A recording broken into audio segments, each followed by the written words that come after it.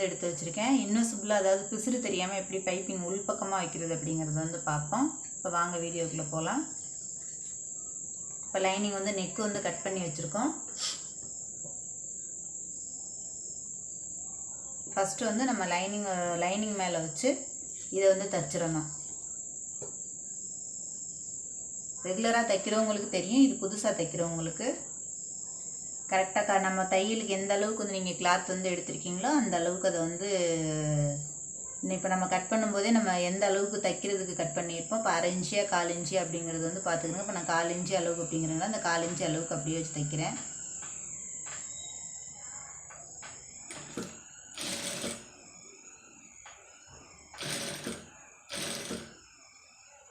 கரெக்டாக அந்த இதுலேயே வந்து தையல் போட்டுருங்க ஓரத்துலேயே.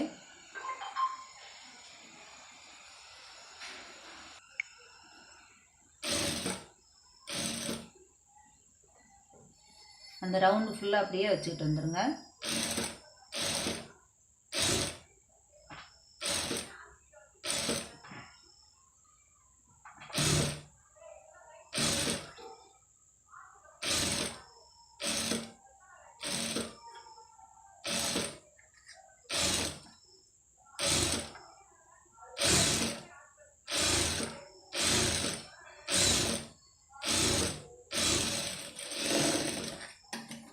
இப்போ நமக்கு தேவையான அளவு போக மீதி இருக்கிறத வந்து கட் பண்ணிடலாம்.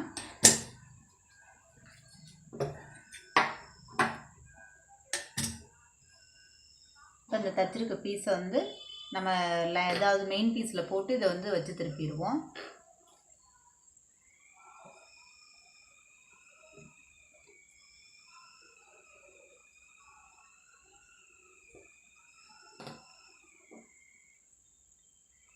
இப்போ லைனிங் நம்ம வந்து இந்த பக்கம் அதாவது பைப்பிங் வந்து உள்ளே வச்சு இந்த பக்கமாக போட்டுக்கணும்.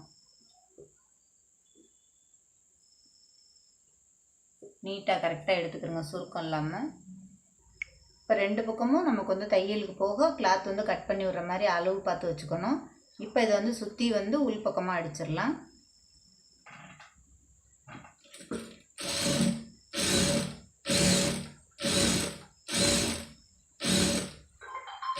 கொஞ்சம் பொறுமையாக அடிச்சுட்டு வாங்க.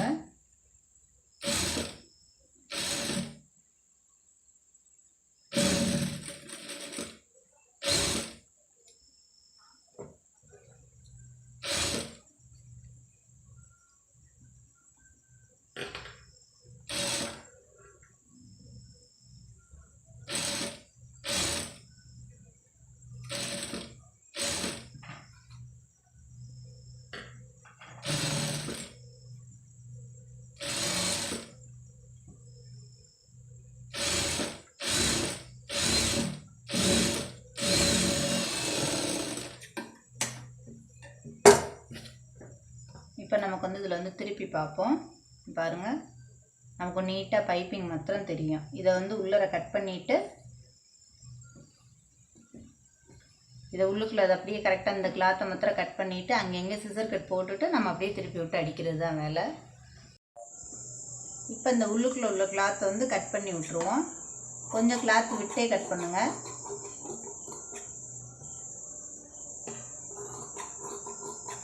நீட்டாக சுருக்கம்லாம் இல்லாமல் எடுத்து விட்டுட்டு அதுக்கப்புறம் வந்து கட் பண்ணுங்கள்.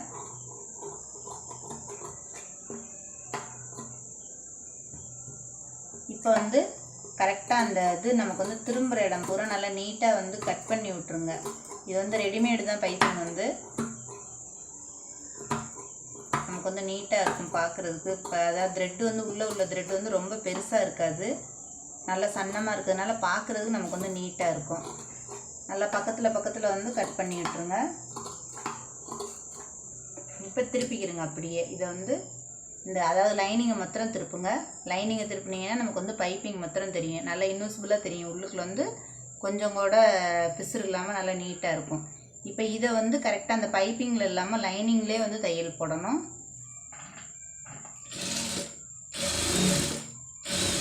பைப்பிங்கில் தையல் போட்டக்கூடாது.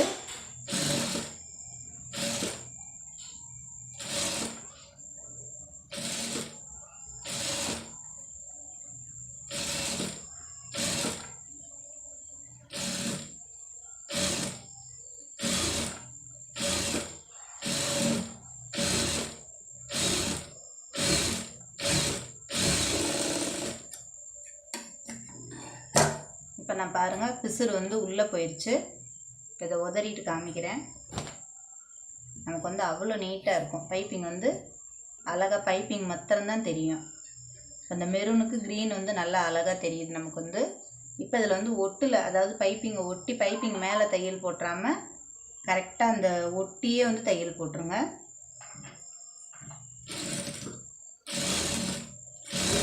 ஷோல்டர்லாம் ஜாயின் பண்ணிவிட்டு அதுக்கப்புறம் நீங்கள் 2வது தையல் வந்து போடுறதா இருந்தால் போட்டுக்கலாம். இல்லை ஒரு தையலோட போடுறோம் அப்படின்னா நீங்கள் தாராளமாக விட்டுடலாம்.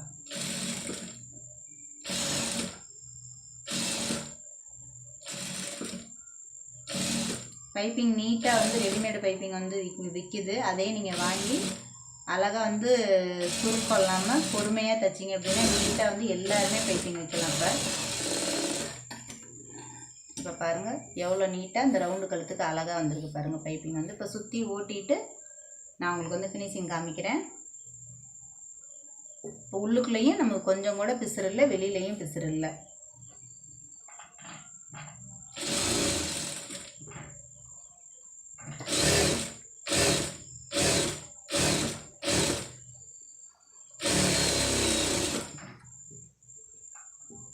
நல்ல கிளாத்தை வந்து இந்த மாதிரி எடுத்து விட்டுக்கிறோங்க.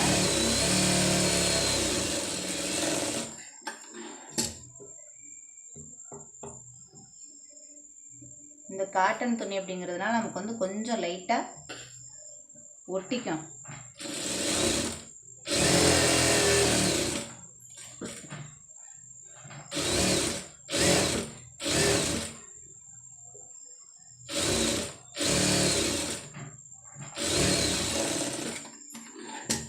இப்போ இதை வந்து லைட்டாக ஒரு 1/4 இன்ச்சு வந்து உள்ளர மடித்து அடிச்சிருங்க.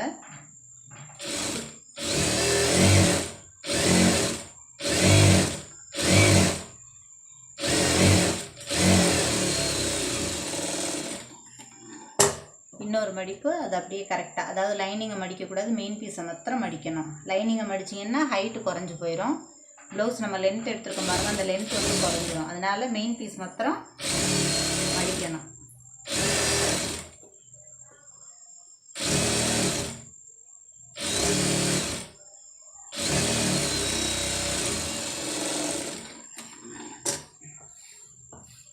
நீட்டாக வந்திருக்கு பாருங்கள்.